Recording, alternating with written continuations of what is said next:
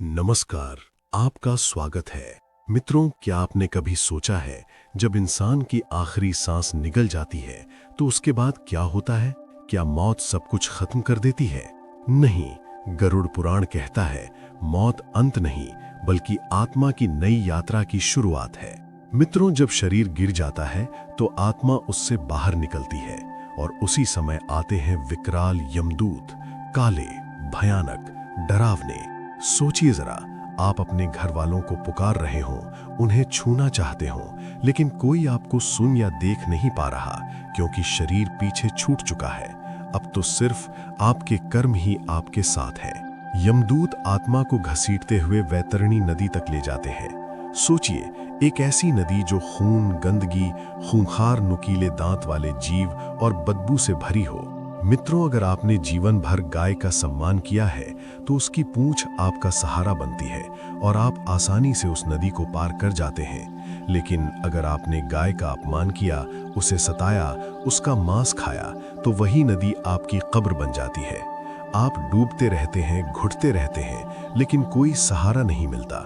क्या आपने कभी सोचा है जीवन भर का एक एक कर्म यहाँ हमारी नाव बन सकता है या हमारा बोझ?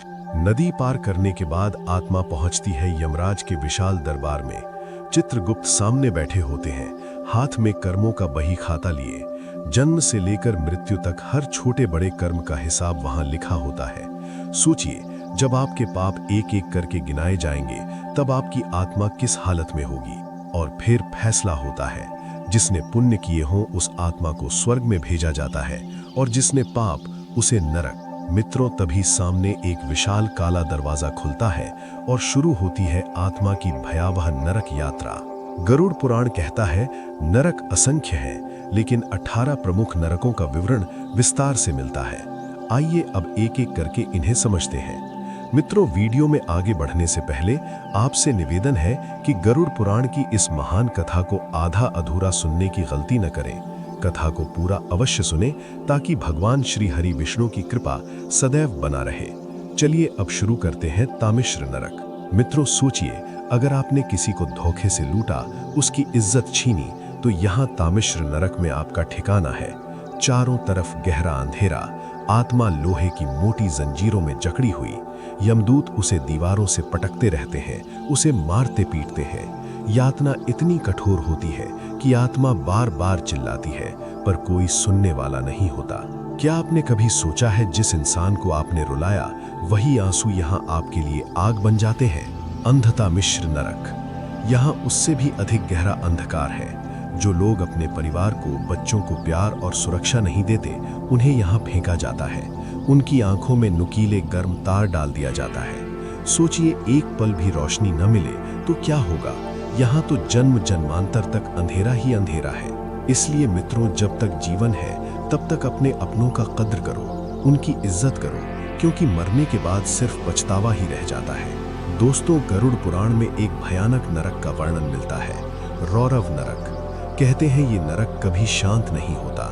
यहाँ हर पल डरावनी चीखें और दर्द से भरी आवाजें गूंजती रहती हैं। चारों तरफ ऐसे भयंकर जीव रहते हैं जो पापी आत्माओं को टुकड़े टुकड़े कर नोच नोच कर खाते रहते हैं। ये नरक खासकर उन लोगों के लिए है जिन्होंने किसी निर्दोष को सताया हो, किसी को बेवजह रुलाया हो या अपनी ताकत का गलत इस्तेमाल करके दूसरों पर अत्याचार किया हो। सोचिए, जब कोई बेबस इंसान आपके हाथों पीड़ित होता है तो उसकी चीखें, उसकी पुकार यूं ही हवा में नहीं खो जाती। गरुड़ पुराण कहता है वही चीखें आपकी आत्मा का पीछा करती हैं और रौरव नरक में आपके लिए यातना बनकर लौटती हैं। दोस्तों, जीवन में अगर हम किसी निर्दोष को तकलीफ देंगे तो उसका दर्द हमें भी भुगतना पड़ेगा।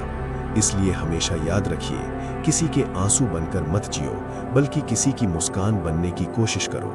महारौरव नरक। मित्रों, कहा जाता है कि ये नरक रौरव नरक से भी कहीं ज्यादा डरावना है। यहाँ पापियों को खौलते हुए तेल से भरे बड़े बड़े कटोरों में उल्टा लटकाया जाता है। सोचिए, जब उबलता हुआ तेल तन मन को जलाता है तो आत्मा किस पीड़ा से गुजरती होगी। उनकी त्वचा फट जाती है, नसें झुलस जाती हैं, पूरा अस्तित्व जलने लगता है, लेकिन मौत नहीं आती। आत्मा बार बार उसी दर्द को सहती रहती है। महारौरव नरक उन लोगों के लिए है जिन्होंने दूसरों को बेवजह सताया, निर्दोषों पर जुल्म ढाए और अपने स्वार्थ के लिए दूसरों का जीवन नरक बना दिया। कुंभिपाक नरक। गरुड़ पुराण में कहा गया है, ये नरक खासकर उन लोगों के लिए है जो अपने माता पिता का अपमान करते हैं, उनकी सेवा नहीं करते या गुरुजनों की आज्ञा का पालन नहीं करते। जब ऐसी आत्माएं मरने के बाद यमलोक पहुंचती हैं, तो यमदूत उन्हें पकड़कर खौलते हुए तेल से भरे विशाल घड़े में डाल देते हैं। सोचिए, उबलते हुए तेल में गिरना, जहां पूरा तन मन जलता है, नसें टूटती हैं, लेकिन फिर भी मौत नहीं आती। ये कैसा भयावह कष्ट होगा। मित्रों, माता पिता और गुरु हमारे जीवन का आधार हैं। अगर हम उनका अपमान करेंगे, उनकी कद्र नहीं करेंगे, तो वही कर्म हमें इस कुंभिपाक नरक तक ले जाएंगे। इसलिए हमेशा याद रखिए, माता पिता की सेवा सबसे बड़ा धर्म है और गुरु का सम्मान सबसे बड़ी पूजा। अगर आपने उन्हें खुश किया तो समझ लीजिए ईश्वर खुद आपसे प्रसन्न है। काल सूत्र नरक। यहाँ की धरती अंगारों जैसी तपती रहती है। आत्मा जिस पर भी कदम रखती है, उसके तलवे जल जाते हैं। और इतना ही नहीं, ऊपर से सूरज की भयंकर तपिश आत्मा को झुलसा देती है। चारों तरफ सिर्फ आग, धधकते अंगारे और असहनीय गर्मी होती है। ये नरक उन लोगों के लिए है जिन्होंने झूठ बोला, चोरी की, दूसरों को धोखा दिया और सत्य का गला घोटा। सोचिए, जब इंसान झूठी गवाही देकर किसी निर्दोष की जिंदगी बिगाड़ देता है, तो उसकी आत्मा कितनी बड़ी सजा की हकदार बनती है। दोस्तों, इसीलिए हमारे शास्त्र कहते हैं, चाहे परिस्थिति कितनी भी कठिन क्यों ना हो, सत्य का साथ कभी मत छोड़ो। झूठ बोलकर भले एक पल का फायदा मिल जाए, लेकिन उसका परिणाम आत्मा को काल सूत्र नरक में सहना पड़ सकता है। असिपत्रवन नरक। कहा जाता है कि ये नरक एक जंगल जैसा है, लेकिन यहाँ के पेड़ों पर पत्तों की जगह धारदार तलवारें होती हैं। चारों तरफ सिर्फ तेज धार वाली तलवारों से भरा भयावह जंगल फैला रहता है। मित्रों, ये नरक उन लोगों के लिए है जो धर्म के नाम पर पाखंड करते हैं, नकली साधु संत बनकर लोगों को धोखा देते हैं और भोली भाली जनता का विश्वास तोड़ते हैं। ऐसे पाखंडी जब इस नरक में पहुंचते हैं, तो हर कदम पर उनके शरीर की चीर फाड़ होती रहती है। जहां भी जाते हैं, तलवार जैसी तेज धार उन्हें काटती रहती है।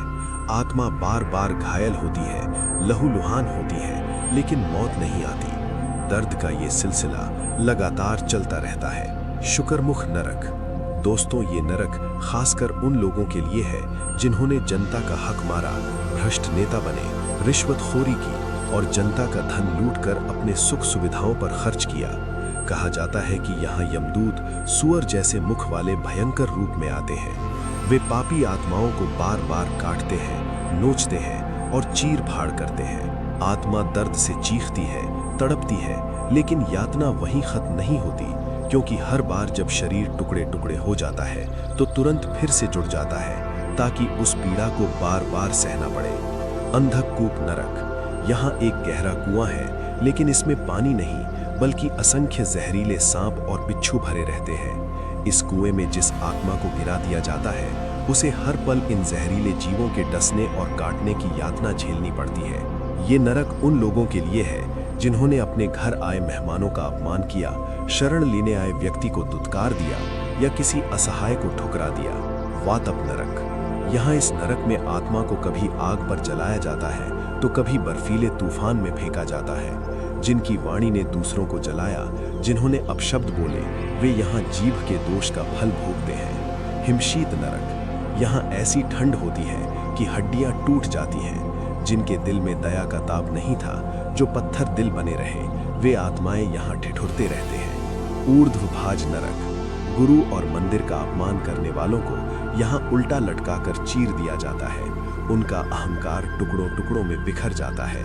धूम्र नरक। नशा करने वाले और समाज को जहरीले पदार्थों से बिगाड़ने वाले यहाँ आते हैं। यहाँ जहरीला धुआं आत्मा को भीतर तक जला देता है। सोचिए, जो धुआं आपने फैलाया था, वही अब आपके गले में उतरता है। आल नरक। स्त्रियों का अपमान करने वाले, उन्हें वस्तु समझने वाले यहाँ अपनी वासना की आग में जलते रहते हैं। पृष्ठ नरक।